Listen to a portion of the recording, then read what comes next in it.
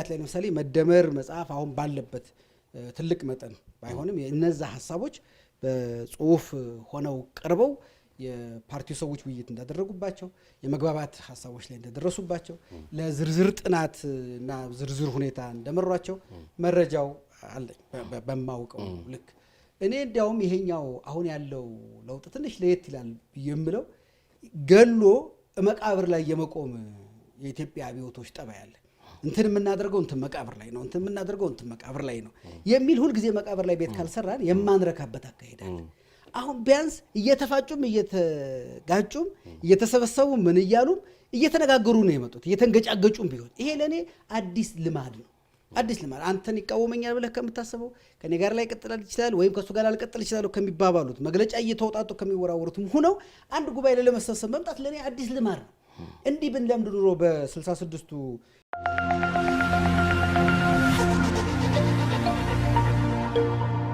ልብ የሚያስደስት ዜና ሱቆትን በመሃል መርካቶ መኖሪያውን ደግሞ መሃል ፒያሳ ልናደርግልዎት ዝግጅት ላይ ነን። ነፋሻማ በሆነው አራዳ ፓርክ ፊት ለፊት ከ771 ሺህ ብር ጀምሮ ከባለ 1 እስከ ባለ 3 መኝታ ቀድመው ለመጡ ደንበኞቻችን እስከ 30% በሚደርስ ልዩ ቅናሽ ለሽያጭ አቅርበናል። ከ3.6 እስከ 9.9 ሚሊዮን ብር ድረስ እጅግ ዘመናዊ አፓርትመንቶችን ከተለያዩ ፋሲሊቲዎች ጋር ለሽያጭ አቅርበናል። የባንክ አማራጭ ለምትፈልጉ ደንበኞቻችንም ተዘጋጅተን እየጠበቅን ነው። እንዲሁም የንግድ ሱቅ ፈላጊዎች በመሃል መርካቶ ተክለ ሃይማኖት እያስገነባ ነው በሚገኘው የገበያ ማዕከል ሱቅ ከነገበያው ለሽያጭ አቅርበናል። ለበለጠ መረጃ በ0945 24 14 17 ይደውሉ። ራሱ ለምሳሌ ያለፉ ከደርግ በፊት ያለውን ስርዓት ምን እንበለው ምን አንበለው ላይ ተነጋገሩ እንጂ እኮ ምን እንበለው ላይ ገና ውይይት አልተደረገም። ያለፉትን 27 ዓመታት አሁን ምን እንደምንለው አንዳንዱ የኢህአዴግ ዘመን ይለዋል፣ አንዳንዱ የህወሓት ዘመን ይለዋል፣ አንዳንዱ 27 ዓመት ዘመን ይለዋል፣ አንዳንዱ ምናምን ዘመን ምንድነው? በትክክል የፖለቲካዊ ስያሜ ቃሉ ምንድነው? ይሄን ለውጥ ራሱ ምንድነው የምንለው? አንዳንዱ ለውጥ ይለዋል፣ አንዳንዱ እንትን ነው ይለዋል፣ አንዳንዱ እንትን ነው ይለዋል። አንተ ምንድነው ነው የምትለው? አሁን ማን ነው ሀገር የሚመራው? ላንተ እንግዲህ ትልቅ የሳቸው አማካሪ ነህና ሊለይለት ይገባል። ከምን አቅጣጫ ነው ያወያያቸው ያለው የሚለው ነገር አራቱ ብሔራዊ ድርጅቶች በጋራ በመሰረቱት ሀገር ላይ ነው እሳቸው ያሉት። እሳቸው ኢህአዴግ ናቸው። አሁን ባለው ሁኔታ አብዮታዊ ዲሞክራሲን ነው እያቀነቀኑ የሚገኙት። አንተ ምንን ነው እያማከርካቸው ያለው? ማን ነው ሀገር እየመራ ያለ ብለህ ነው አንተ የምታምነው? አሁን ከአብዮታዊ ዲሞክራሲ ወደ መደመር እየተሻጋገሩ ነው። ሽግግሩ ላይ ነው ያለነው። ድልድዩ ላይ ነው ያለነው። ድልድይ ማለት እዚህ ጋር አንድ መንገድ አለ የሚያልቅ ወንዙ አለ ወይም ገደሉ አለ እዚህ ጋር ደግሞ ሌላ መንገድ ይቀጥላል በዚህ መሃል ነው አሁን ያለው በዚህ መሃል ስትሆን ይሄም ይስባል ይሄም ይስባል ወደፊት የምትሄድበትም ይስባል አንዳንዴ የኋላውም ይስባል ለምን ሰው ነህ ታጥቦ በ20 30 ዓመት በዚሁ ስልጠና ሲሰጥ በዚሁ ስትፎክር በዚሁ ስትዘምር በዚሁ ቲሸርት ስትለብስ በዚሁ ኮፍያ ስታረግ ነው የኖርክበት አሁን ግን አንተ ታዲያ አይከብድህም አሁን ለምሳሌ 27 ዓመት ሙሉ በዚህና በዚህ ሲያወዛውዘው የነበረን አካል አሁን ወደ መደመር ለማምጣት አይከብድህም ወይ? ኮፍያውና ግን ቲሸርቱም አሁንም ቀጥሏል እኮ በሱ ወጪ አናባክንም በስብሰባ ጊዜ አናጠፋም እንደው ሚኒስትሮች ቅዳሜ ነው የሚሰበሰቡት የሚለው ነገር ሁሉ በተለይ አንተ ደግሞ እሳቸውን ለመደገፍ ለማገዝ ካነሳሱ ነገሮች መካከል በዋናነት የመጀመሪያ ቀን የነበራቸው ንግግር ነው። ያ ንግግር አሁን በእርግጥስ በተግባር ላይ ነው የሚለው ነገር ብዙ ጥያቄ እያስነሳ ስለሆነ በልኩ መዝነው ተገበረ ነው ወደምንፈልገው ደረጃ ደርሰናል አልደረስንም ወደምንፈልገው ደረጃ እየሄድን ነው አዎ እየሄድን ነው ሁለቱም ደረጃው ላይ መድረስና መጨረስ አንድ ጉዳይ ነው አንተ እኮ ቤት የሚጀምረው መቼ ነው ቁፋሮ ሲደረግ መጀመሪያ መጥቶ ቦታውን ተለክቶ ቁፋሮ ሲጀምር ቤቱ ተጀመረ በመጨረሻውን 15ኛውን ፎቅ ማየት የለብህም ቀለሙ ሲቀባ መጠበቅ የለብህም ወይም ውስጡ ሲያምር አይደለም ተሰራ ያን ጊዜ ነው የተጀመረው ዲዛይኑ አለ ወደዛ ለመሄድ ስትሄድ ክስ ይመጣብሃል ከጎን ጎረቤትህ 1 ሜትር ገባህብኝ ይልሃል ወይ አንተ ስትቆፍር ጤናማ ነው ያልከው ውሃ ታገኝበታለህ ወይም ስትሄድ ወርቅ ልታገኝ ትችላለህ ወይም ስትሄድ ያ ቦታ የዱሮ የአስከሬን መኖሪያ አድርጎ አጽም ታገኝ ስለዚህ ወደ ማህበራዊ ጉዳይ ልትገባ ነው ከማህበራዊ ጉዳይ ጋር ይቆማል ብዙ ነገሮች ነው የምታደርግ ልክ ተግባራዊ ቦታው ላይ ስትደርስ መቆፈር ስትጀምር የምታገኘው ነገር ከመቆፈርህ በፊት 100% የፈለገው ባለሙያ ቢመረምረው 100% እርግጠኛ የምትሆነው ከቆፈርኩ በኋላ ነው መሬቱ ውስጥ ያለው። እዛ ስትሄድ በተግባር የምታያቸው ነገሮች በተግባር ነው። አንተ ያን ሁሉ መንገጫገጫ ግን ምን እያደረክ ነው? ስትቆፍርም ቤት እየሰራ ነው። አፈር ስታወጣም ቤት እየሰራ ነው። ከጎረቤቶቹ ጋር ስትከራከርም ቤት እየሰራ ነው። መሐንዲሱ መጥቶ የለም አቆፋፈሩ እንዲህ መሆን አለበትም ስትል ቤት እየሰራ ነው። ስለዚህ እኔ እየሰሩ ነው፣ እየሄዱ ነው። ግን በሚፈልጉት ፍጥነት በሚገባው ፍጥነት ለመሄድ ብዙ እኔ እየሰሩ ነው ለማለት ለምሳሌ መደመርን በምሳሌነት እንውሰድ። መደመር እንደዚህ እንደሚወራው ቀላል ነው ወይ? ለምሳሌ የክቡር ጠቅላይ ሚኒስትር ስራ ሊገለጽ ከሚገባባቸው መሰረታዊ ጉዳዮች መካከል ህዝቡ ጋር ሳይሆን ኢህአዴግ ናቸውና መደመርን መጀመሪያ በኢህአዴግ ደረጃ ማስረጽ መቻላቸው አንዱ እየሰሩ ነው ለሚለው ነገር መገለጫቸው ሊሆን ይገባል ብዬ አስባለሁ። ኢህአዴግ ቤት መደመር አሁን ችግር አይደለም ወይ? ምናልባት በትናንትናው ዕለትም ህወሓት ያወጣውን መግለጫ ሰምተው ከሆነ እውነት በማለት በብሔራዊ ድርጅቶቹ መካከል ምናልባትም ከለውጡ አስቀድሞ ከነበረው ግንኙነትም በከፋ ሁኔታ አሁን አብረው ሊቀመጡ የማይችሉበት እድል እየተፈጠረና ሰዎች ስጋት ውስጥ ስለመደመር አይደለም ዛሬ ላይ እያሰቡ ያሉት ስለ ጦርነትና ስለ ስጋት ነው እኮ አሁን ባለው ተጨባጭ። እንዴት አገኘው? ቅዳሜ መደመር ሊመረቅ ማክሰኞ ህወሓት ያወጣው መግለጫ አንድ ነገር ልንገርህ። አንተ አሁን ጤነኛ ነኝ ብለህ ሁሉም እጄም ልቤም ምንም ሰላም ነው ብለህ የኖርክ ነው። አንድ ቀን ጠቅላላ ምርመራ አደርጋለሁ ብለህ ሆስፒታል ሄድክ። ኮሌስትሮልህ እንደዚህ ሆኗል፣ ልብህ እንደዚህ ሆኗል፣ ጨጓራህ እንደዚህ ሆኗል፣ ደምህ እንደዚህ እየሆነ ነው፣ ስኳርህ እንደዚህ ሆነ፣ ተጠንቀቅ፣ እግርህ ላይ እንደዚህ አይነት አለ፣ እጆች ላይ እንደዚህ ነገር አለ ተባልክ። ለአንተ ጥሩ ይሄን ምርመራ ከማድረግ በፊት በቃ ሰላም ነኝ ጤነኛ ነኝ መስገነው እያልክ የኖርክበት ነው። ያ ቀን ምርመራው ነው። ይሄ እንግዲህ እንደያመለካከትህ የሚሆን ለኔ ያ ምርመራው ቀን ማንነትክን ማወቅህ ጥሩ ነው። በቃ ለየልህ ማለት ነው።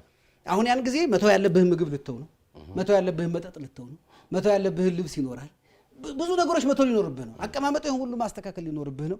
ብዙ ነገሮችን ሊኖር ሰው ግን ምን ይላል በየእጅግ መቀነስ የምችለው ሊበዛ ነው። በቃ ትክክል ሆንካ። አሁን ያን ጊዜ ትክክለኛ ማንነትክን አወቅከው። ከዚህ በኋላ ያለው አኗኗርህ በትክክለኛው መስመር ይሆናል። መተው ያለብህን መደመር እኮ ዝም ብሎ እያንዳንዱን ከየቦታው እንዲህ ማጋፈፍ እኮ አይደለም። ግን ሙከራ ማድረግስ አይጠበቅም ማለት ለምሳሌ አንድ እዚህ የጋበዝኳቸው እንግዳ አሉ ፕሮፌሰር ህዝቅያስ አሰፋ የሚባሉና በዓለም አቀፍ ደረጃ በዚህ በሰላምና በግጭት አፈታት ላይ ብዙ ልምድ ተሞክሮ ያላቸው ናቸው።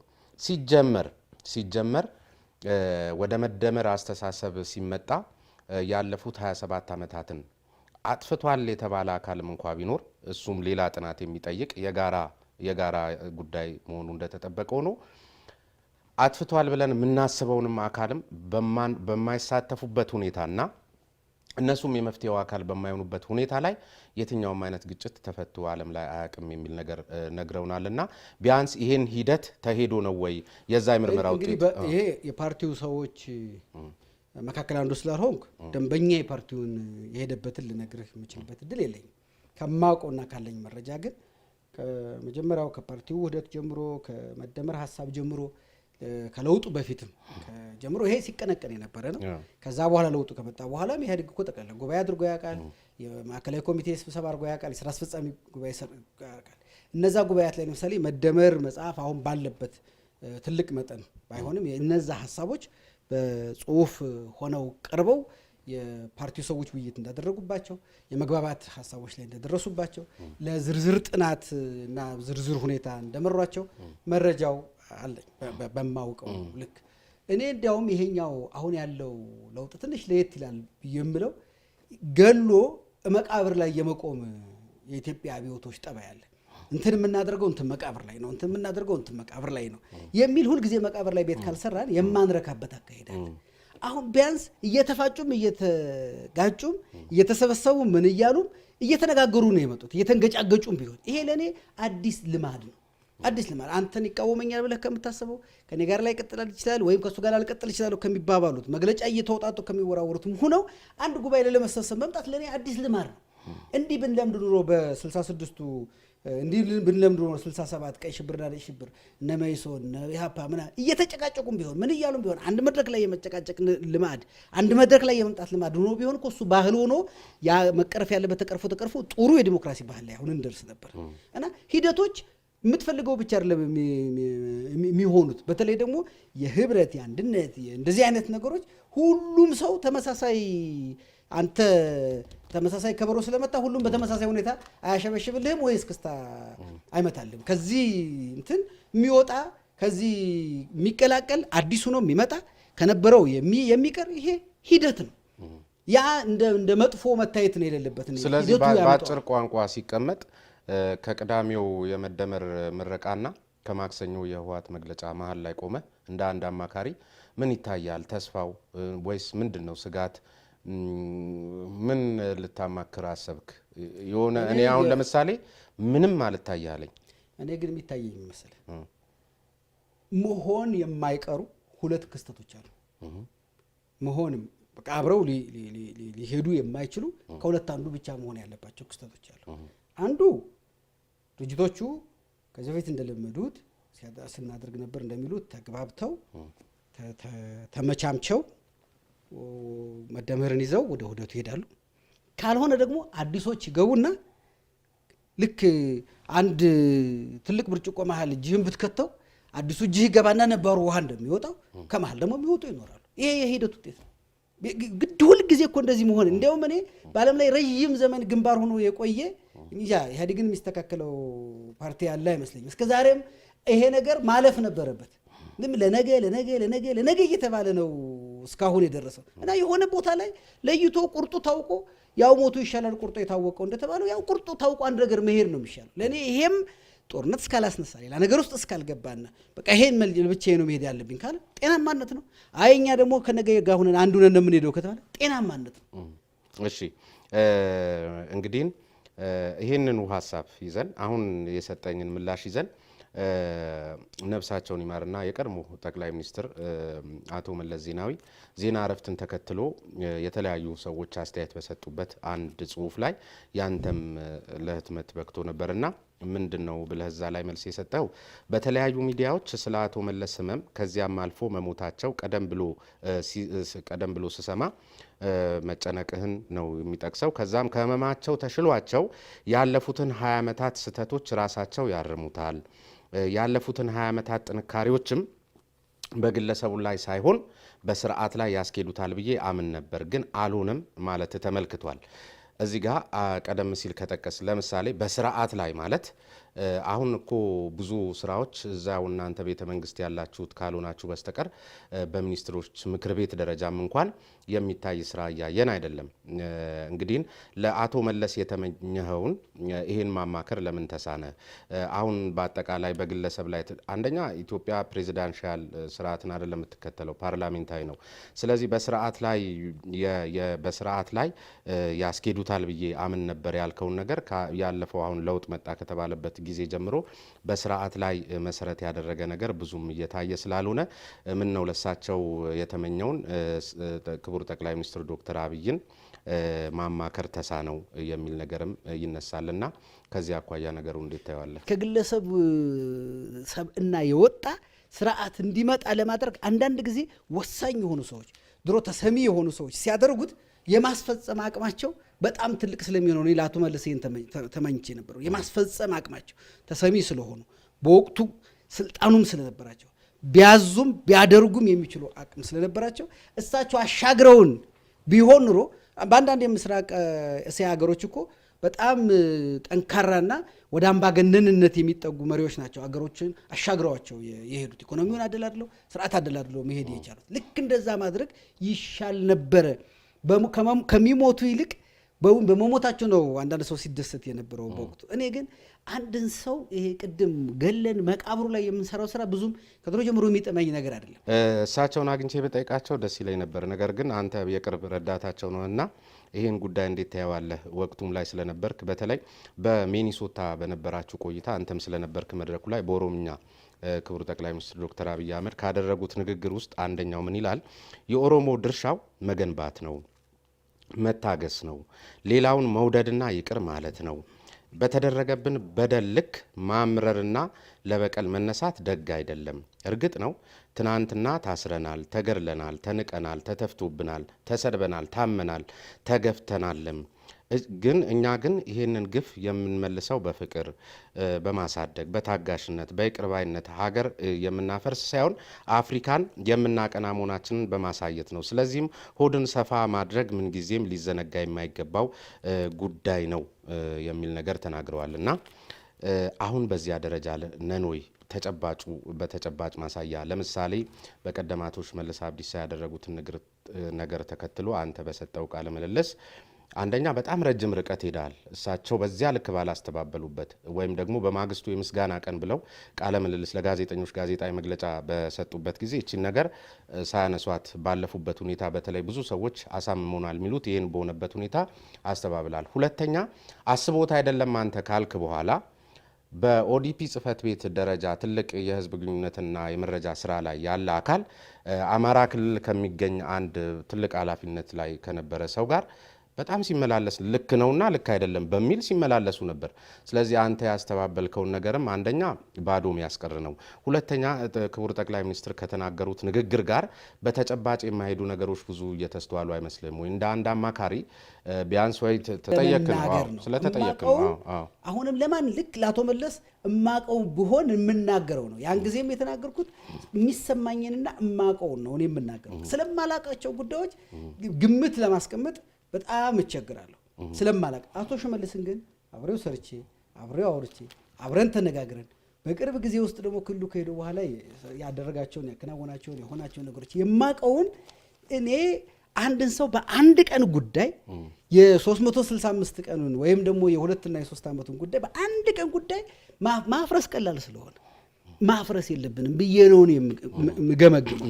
የነበረውን ትሬንድ ማየት አለብን። ከዚህ በኋላ እየተደጋገመ ጉዳዩ ሲመጣ ያኔ እንግዲህ የቅድሚያ ታሪክ ስለሚኖረን በዚህ ጊዜ እንዲሆነ በዚህ ጊዜ እንዲሆነ በዚህ ጊዜ እንዲሆነ ብለው ልናገር ይችላለን። ይሄ መረጃ ያላቸው ሰዎች ደግሞ በዚህ ጊዜ እንዲሆነ በዚህ ጊዜ እንዲሆነ ብሎ መተንተን የነሱ ድርሻ ነው። እኔ ግን በማውቀው ልክ ነው ስለ ሰው የምናገረው።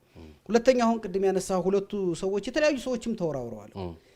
እናልኩት የሽግግር ሂደት አንዱ ክፉ ገጽታው እሱ ነው። ይሄ ዝግ ሆኖ የነበረ ቤት ፓርቲዎች በቃ የሽግግር ሂደት ደግሞ አንዱ ድል እንደዚህ አይነት ያልተገሩ ያልታረሙ ከመሪው ወይም ከስርዓቱ ከመዋቅሩ ውጪ የሚሆኑ ኃይሎችንም እያረሙ መሄድ ነው። አንዳንድ ጊዜ አስቸጋሪ ስለሆነ ነው። በአንድ መድረክ ላይ ሁለት አይነት ነገር የምናርምበት መንገድ እኮ ነው አሁን ለኛ አዲስ ይሆን።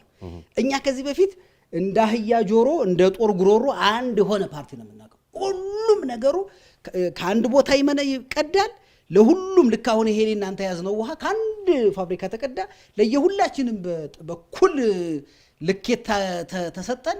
ሁላችንም በኩል ልኬት እንጠጣዋለን። ከዚህ በላይ መጠጣት አትችልም። አሁን አንተ ልክ በዛ መጠን ነው የኖርንበት የፓርቲ ልማድ የነበረን። ይሄ ሲፈታ ገመዱ ልክ ሲፈታና በሩ ሲከፈት ግን የሁላችንም ልዩ ልዩ ጠባይ በፊት ኃይል ነበር የሰበሰበን እንዲህ አንድ አድርጎ ተስማምተን ተነጋግረን ወስነን አንድ ይሆን እኮ አልነበረ። የሆነ ኃይል አንዱ መሆን አለብናል። አንድ አደረገን። ውስጣችን አይደለም አንድ ይሆን ነው። ልክ አንድ ቲያትር ቤት የሚቀርብ ተዋናይ አንተ ጴጥሮስን ትሆናለህ፣ አንተ ሸህንትን ትሆናለህ ቢባል ሁኖ እንደሚሰራው ወይም በቃ እናንተ አንድ አይነት ድምጽ ታወጣላችሁ ቢባሉ አንድ አይነት ድምጽ እንደሚያወጡት ለቲያትሩ ብለው በሌላ ቦታ ምግብ ቤት ስታገኛቸው ግን የተለያዩ ሆኖ እንደምታገኛቸው ሆነ ኖርን። ይሄ ሲከፈት ግን የሁላችንም ልዩ ልዩ ጠባይ ታየ። ለፓርቲውም አዲስ ነው፣ ለሀገሪቱም አዲስ ነው፣ ለሰዎቹም አዲስ ነው። ይሄ መንገድ እያረመው መሄዱ የማይቀር ነው። የማይቀር የሚሆኑ ራሱ ግዴታው ነው። የህልውና ጥያቄም ስላለው ለፓርቲውም ለፓርቲ ሰዎችም የህልውና ጥያቄ ስላለው እየተጋተጉ እየተፎካከሩ እየተመካከሩ መተራረሙ የማይቀር ነው። ግን የምንተራረምበት መንገድ እንደ በፊቱ እገሌ እንደዚህ ሆኗል እንትን ነው፣ እገሌ እንደዚህ ሆኗል አሁን ነፍጠኛ ሆኗል፣ እገሌ እንደዚህ ስላለ አሁን ጠባብ ሆኗል፣ እገሌ እንደዚህ ስላለ ያለፈው ስራ ተራማጅ ሆኗል፣ እገሌ ትምክተኛ ሆኗል ብለህ በየሳጥኑ ከተህ በድሮ በለመድነው መንገድ አይደለም አሁን ልተራረም የሚገባው ብዬ ነው የማምነው። እነዚህ ሰዎችም ሀሳባቸውን አደባባይ ሰጥተዋል። እርግጠኛ ነኝ በፓርቲዎቹ ስብሰባ ቁጭ ሲባሉ እነዚህ ሰዎች ክርክር ይፈጠራል። ለምን እንደዚህ ያልክ እንደዚህ ማለት ልክ ነበረብህ ወይ ሀሳባቸውን ያስረዳሉ። ገና ሀሳባቸውን ሳያስረዱ በቅጣት አይደለም ሰዎች። አሁን ግን በፓርቲ ደረጃ ቁጭ የሚሉበት እድል ይኖራል። የሚደማመጡበት ያያዩዋቸው እኮ ነው።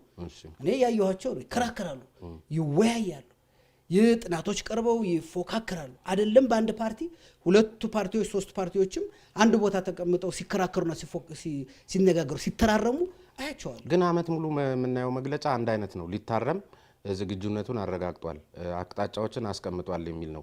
በተለይ የአንተ እገዛና ድጋፍ ማህበራዊ ጉዳይ ላይ እዚህ ህዝብ ግንኙነቱ ሚዲያ አካባቢው ላይ ነውና ለምንድን ነው እውነቱን እዛ እንግዲህ አንተ አሁን እንደምትለው የሚጨቃጨቁ የሚከራከሩ ከሆነ ነጥብ በነጥብ ለምን አይሰጠንም? እንደውም እኮ ክቡር ጠቅላይ ሚኒስትር ዶክተር አብይ አህመድ ከዚህ በኋላ የፓርቲው ጉባኤም ለሚዲያ ክፍት ይሆናል የሚልም ነገር ነበርና አንድ ቀንም ክፍት ሲሆን አለመመልከታችን ሳያንስ ገና እኮ ነው እሱ ደረጃ እኮ ፍላጎትና ምንድነው የሚሆነው? አንተ ልጅ የምትወልደው ከ9 ወር በኋላ ነው። ልጅ የምትጸንሰው ግን ዛሬ ነው። ዛሬ በጸነስክበት ጊዜ የሚኖርህ እንትን በቃ ልጅ ወልዳለሁ፣ ልጄ እንደዚህ ይለዋለሁ፣ ልጄ እንደዚህ ይለዋለሁ። ገና ይሄ ልጅ በጤና ይሂድ፣ መንገድ ላይ ይታመም፣ መንገድ ላይ ገና ሂደት ተስፋና ሂደት ከፊትህ ነው ያለው። ጀመሩት እንጂ እኒህ ሰው ገና እየጨረሱት አይደለም። እሳቸውም በሂደት እየተማሩ በሂደት እየተመሩም በሁሉም ነገር ነው። ብዙ መንገጫገጭ አለ፣ ብዙ ወዲያና ወዲህ መባባል አለ። ብዙ በገመዷ ላይ ስትሄድ እንዲህ የሚያደርግህ ቀጥ ብለህ የምትሄድባቸው መንገዶች አሉ። ወደዛ እንደሚሄዱ እርግጠኛ ነን እንጂ ገና ወደዛ ሂደው አልጨረሱትም። በሳቸው ልክ የሚያስቡ አሉ፣ ከሳቸው በወረደ የሚያስቡ፣ ከሳቸው በተቃራኒ የሚያስቡ አሉ። ለምን እነዚህም ሁሉ የፓርቲዎቻቸውን አባላት እኮ እሳቸው አይደለም የሚመረጧቸው፣ ተመርጦ የጠበቃቸው ነው። አሁን በዓለም ላይ ለውጥ ያመጡ ሰዎች አይተህ ከሆነ ራሳቸው ናቸው ተከታዮቻቸውን የመረጧቸው። ማህበራዊ ለውጥ፣ ሃይማኖታዊ ለውጥ፣ ሌላም ለውጥ ያመጡ ትልልቅ ሰዎች፣ ትልቅ ፈላስፎች ደቀ መዝሙሮቻቸውን እየመረጡ ከነሱ ጋር የሚሄዱትን ሀሳባቸው የሚቀበሉትን ሲከራከሩ እንኳ በእነሱ ልኬት የሚከራከሯቸውን ሰዎች ነው ያመጡት። እኒህ ሰው ግን በነበረ እንትን ውስጥ እኮ ነው መጥቶ የገቡት። ስለዚህ ይህን ሁሉ ማስተካከል ገና ብዙ ስራ እኮ ይጠይቃል። ይሄ መደመር ላይ አሁን እንግዲህ የተለያዩ መድረኮች ፈጥራችሁ እንደ ግብዓት ሊሆን የሚችልም ነገር የምትወስዱበት ነገር አዘጋጅታችሁ ነበርና እንዳሰባችሁት የጋራ መግባባት ተፈጥሯል ወይ? ለምሳሌ እኔ በነበርኩበት ወይም እኔ ባየሁት አንድ መድረክ ላይ ምናልባትም መደመር ነው ግራ ያጋባኝ ወይስ መደመርን ሊያስረዱ የመጡ ሰዎች ናቸው የሚለው ነገር ግራ እስኪያጋባኝ ድረስ የሆነበት ይህን ጉዳይ አላቀውም እስከ ማለት የደረሱበት አጋጣሚ ተፈጥሮ ነበርና ምን ማለት ነው? በዚህ ደረጃ አንድን ትልቅ ሀገራዊ ኢሹ ለማስረጽ በምትሄዱበት መንገድ እናንተ የአማካሪዎቹ ችግር ነው ወይስ የክቡር ጠቅላይ ሚኒስትር ችግር ነው? በነገራችን ላይ የእውቀት መጀመሪያው ግራ መጋባት ነው። አንድ አዲስ ጉዳይ መጥቶ ግራ ካላጋባህ መጀመሪያ ከእውቀት አትጀምርም። በቃ ግራ አጋብቷል ማለት አንተ እዚህ ውስጥ አከማችተው የነበረውን ነገር መበተን ጀምሯል ማለት መምታት ጀምሯል ማለት ነው። ልክ አሁን እዚህ ቁጭ ያለን ውሃ አንድ ስታስገባበት መጀመሪያ የሚሆነው ምንድነው? ግራ ነው የሚጋባው። ከዛ በኋላ ግን አዲስ ሀሳብ እኮ አይደለም ማለት እዛው ላይ እንደምትሉት እኮ ፕሮግሬሲቭ ዴሞክራሲ ነው ማለት ከሶሻል ዴሞክራሲና ከአብዮታዊ ዴሞክራሲ የተቀዳ ነው። አዲስ ሀሳብ አይደለም። ከአብዮታዊ ዴሞክራሲ እዛ ላይ የተባለው ከዚህና ከዚህ የተቀዳ ነው። ከሊበራል ዴሞክራሲና ከሶሻል ዴሞክራሲ አይደለም። መደመር እንዲያውም ከዚህ የተቀዳ ነው የምትለው አይደለም። መደመር አንዱ በባህሪው ይሄ አብዮታዊ ዴሞክራሲ ነውና ፈጽሞ አልፈልገውም። ይሄ ደግሞ ሊበራል ዴሞክራሲ ነው። ይሄ ኮሚኒዝም ነው አይደል? ከነዚህ ውስጥ ሁሉ ጥሩ ናቸው የሚለውን ወስዳለሁ እንጂ ፈርጄ በቃ ውሾን ያነሳ የውሾ ነገር ወይም ይሄን ያነሳ ይሄ ነገር አልለውም ነው እንጂ የሚለው ከዚህ የተቀዳ ነው የምትለው አይደል? እንዳውም እዛ ላይ መደመር ላይ የሚለው ምንድነው? ኢትዮጵያውያን እስከዛሬም የሰከነ ነገር የሰሩት ተደምረው ባደረጉት ሂደት ስለሆነ ይሄን የመደመር ሐሳብ ወደ ፖለቲካል ኢኮኖሚ ሐሳብ ማምጣት መቻል አለበት። የአዲስ ሐሳቡ ደግሞ የመጀመሪያው ስራው ምንድነው? ማደናገር። ከዛ በኋላ ነው ማጥራት የሚመጣው። ሳትደናገር ማጥራት ሊመጣ አይችልም። ስለዚህ አንድ የክቡር ጠቅላይ ሚኒስትር ዶክተር አብይ አህመድን አማካሪ አግኝቶ መጠየቅ ከሚገባቸው መሰረታዊ ጥያቄዎች መካከል ሁለት መሰረታዊ ነገሮች አሉ። የመጀመሪያው የዚህ የህወሓትን የመነጠል እና በተለይ ጸጉረ ልውጥ ምናምን በሚሉ ነገሮች የታጀበ ብዙ ነገሮች ሲነሱ ነበርና ከመደመር አኳያ ፓርቲውን ለማስተባበር ችለዋል ወይ ክቡር ጠቅላይ ሚኒስትሩ እንደ ፓርቲ ሊቀመንበር የሚለው ነገር ይነሳል። እዚህ ጋር ያለ መልከታ። ከዚያ ውጪ ግን በዋናነት የሚነሳው የአይኤምኤፍን አጀንዳ ተከትለው ነው ክቡር ጠቅላይ ሚኒስትሩ እየተጓዙ ያሉትና በውጪ ኃይሎች ተጽዕኖ ስር ወድቀዋል የሚባልም ነገር በየቦታው ይነሳል። ስለዚህ አንድ እንደ አማካሪ ሆነም አልሆነ ማድረግ ሊኖርባቸው የሚገባቸው ነገርም ካለ ማድረግ ስለሚገባቸው ወይም ይሄንንም ማብራራት የሚጠበቅባቸው ከሆነ ማብራራት እንዲችሉ ይሄን ጉዳይ እዚህ መድረክ ላይ ማንሳቴ ተገቢነት ያለው ይመስለኛልና እዚህ ላይ ሐሳብ እነዚህ ነገሮች በተለያየ ጊዜ አብራርተዋቸዋል። በነገራችን ላይ ጋዜጣ መግለጫም በሰጡበት ጊዜ የአንድ ለአንድ ቃለ መጠይቅም በሰጡበት ጊዜ በዚህ ጉዳይ ላይ በተደጋጋሚ ማብራሪያ ሰጥተዋል። የኔም አሁን ምነግርህ ከዛ ማብራሪያ ተነስቼ ነው። የመጀመሪያዎቹ ወቅቶች ይሄ እሳቸው መጋቢት 24 2010 ከመጡ በኋላ የመጀመሪያዎቹ ወቅቶች ከግራ ከቀኝ ብዙ አውሎ ነፋሶች የነበሩባቸው ብዙ ትግግሎች የነበሩባቸው እሳቸው በአንድ በኩል ሰይፍ የሚባለውን ሀሳባቸውን ሰላም፣ ፍቅርና ይቅርታ የአዲሱ ሰይፍ ማለት ነው። የበፊቱ ሰይፍ አንገት የሚቆርጥ ሰይፍ ነው። እሳቸው ደግሞ ይዘው የመጡት ሰይፍ ደግሞ ሰላም፣ ፍቅር፣ ይቅርታና ፍቅር ሰይፍ የሚለው በዛ መንገድ ሲመጡ ያኛውን ሰይፍ ደግሞ ይዘው የመጡባቸው ሰዎች ስለነበሩ ያንን ኩነት ለመግለጽ የተጠቀሙባቸው የተለያዩ አጠራሮች ነበሩ። እነዛ አጠራሮች እንግዲህ በወቅቱ ለነበረው ስሜት፣ ለነበረው ሁኔታ፣ ለነበረው አካሄድ ይገልጹልኛል ብለው የተጠቀሙባቸው ናቸው። ቅድም እንዳልከው የለም ይሄ ባይባል አሁን በመደመር ሀሳብ ነገሌ እንደዚህ ባይባሉ ነገሌ እንደዚህ ባይባሉ ነገሌ ለይተው ህወሓትን፣ ኦነግን፣ አብንን፣ አዴፓን፣ ኦዴፓን ብሎ አይደለም የገለጹት። ያን ድርጊት ያደረጉትን ሰዎች ነው ሲገልጹበት የነበረው። ስለዚህ እንደዚህ ባንል ለመደመርም ሀሳብ እንደዚህ ባይሆን ብለው ራሳቸውን በኋላ ጉዳዮችን እያዩ እንደዚህ አይነት ነገሮችን ከመጠቀምና እንደዚህ አይነት ሀሳቦችን አሁን መጽሐፉ ላይ መጨረሻ ላይ ፍረጃን መግተው አለብን እስከሚል ድረስ ሄደዋል። እድገቱ በነገራችን ላይ ወይም ይሄ ዘገምታዊ ለውጡ ኢቮሉሽኑ በሌሎቻችን ብቻ አይደለም የሚሆነው። በሳቸውም ሂደት እኮ ከዛ ስልጣን ከመኖራቸው በፊት የሚያስቡት ከመጡ በኋላ ሀሳባቸውን ሊተገብሩ ሲሉ መሬት ላይ ሲያወርዱት ልክ አንተ እህል ይዘህ መሬቱን ደግሞ ይዘህ መሬቱና እህሉ ሲገጣጠም የሚሆነው ነገር ዘሩንም ካያስክበት መሬቱንም ካያስክበት ይለያል። ሁለቱ በተገጣጠሙ ጊዜ ሌላ ነገር ነው። ይሄን ዘር ነው የምትለው፣ ያን ቡቃያ ነው የምትለው፣ ብቅ ሲል ደግሞ አዝመራ ነው የምትለው። ስሙም ግብሩም እየተቀየረ ነው የሚሄደው። ያድጋል ማለት ነው። አንተ ራስህ አንተም ትማራለህ ከሂደትህ፣ አንተም ታስተምራለህ ከሂደት፣ አንተም ታድጋለህ፣ አንተም ታሳድጋለህ፣ አንተም ትለወጣለህ፣ አንተም ትለውጣለህ። እንዲህ የሆነ ነው የሚሄደው። ሰይፉ ያኛውን ብቻ አይደለም የሚመለከተው። አንተም ራስህን እያረምክ እያስተከከልክ ያበቃህ የምትሄድበት መተጋገል ነው የሚሆነውና በዛ ሂደት እሳቸውም በዛ ራሳቸውን እያበቁ ይሄዱበት ዛሬ ያላቸውና ሲጀምር ያላቸው እውቀትም ተጋላጭነትም መረጃም አስተሳሰብም ይለያል። ሰው አንድ ቦታ ሊቆም አይችልም። አንተ ይሄንን ፕሮግራም ማዘጋጀት ከመጀመርህ በፊት ያለኸው ስሜነህ ስትጀምር ያለኸው ስሜነህ 50% ከሰራ በኋላ ቅድም እንዳልከኝ ወደ 70 ሰዎች ያናግራል። 35ቱን ስታናግር ያለኸውና ዛሬን ስታናግር ያለኸው የት ላይ ፎቶ ነው አንድ አይነት ሊሆን ምናልባት የሚችለው እንጂ አስተሳሰብህ ከዚህ ፕሮግራም በኋላ እንኳን ይቀየራል። ወፍጮ ቤት የሄደ ሰው ቢበዛም ቢያንስም ጥቂት ዱቄት ሳይነካው አይመጣም ይባላል። መረጃም የሚያገኝ ሰው እንደዛ ነው። መረጃውን ከማግኘት በፊት ሌላ ስሜነህ መረጃውን ካገኘ በኋላ ተቀይረሃል። አንተ ሰዎች መቀየርህን ላይ ያውቁልህ ይችላል። አንተ ግን አመለካከት ግን ወይ በፊቱን ትተዋለህ ወይ በፊቱን ታሳድገዋለህ ወይ አዲስ አስተሳሰብ ተማ በዛ ሂደት ነው እሳቸው የሚሄዱት። ፓርቲያቸውም ሌሎቹም በዛ ሂደት ነው የሚኬደው። ስለዚህ የዛ የለውጥ ሂደት አካል አድርገን ነው እኔ የማየው የዛ የለውጥ ሂደት የውጭውን ተጽዕኖ በተለይ ከኖቤሉም ሽልማት ታያለሽ። የውጭ ተጽዕኖ እንደ ማንኛውም የዓለም ሀገር የውጮቹ ተጽዕኖ አያደርጉም ብለን ምንም ኢትዮጵያ ላይ ተጽዕኖ አይደረግም ወይም ሌላውም ሀገር ተጽዕኖ አይደረግም። ተጽዕኖን እንዴት ነው የምትቀበለው? እንዴት ነው የምትቋቋመው ነው ትልቁ ነገር። እንዴት ነው የምትቋቋመው? በአንድ ነፋስ መካከል ስታልፍ ንፋሱ መንፈሱን ልታስቀረው አትችልም። የምታረገው ንፋሱ እንዴት ነው የምትቋቋመው? ጥሩ ልብስ በመልበስ በግራና ቀኝ ግንብ በመገንብ እንዴት ነው የምትቋቋመው? ወይም በአንድ ወንዝ ስታቋርጥ 3 አማራጭ አለህ። ወንዝ ስታቋርጥ ወይ ውሃው ይዞ ይሄዳል፣ ወይ ውሃውና አንተ አቅማችሁ እኩል ይሆንና ውሃውም ሲገፋ አንተም ስትገፋ ትቆማለህ፣ ወይ አንተ አቅም ከውሃው አቅም በላይ ሆኖ ውሃው ነክቶ ትሻገረዋለህ። 3ቱ ነው።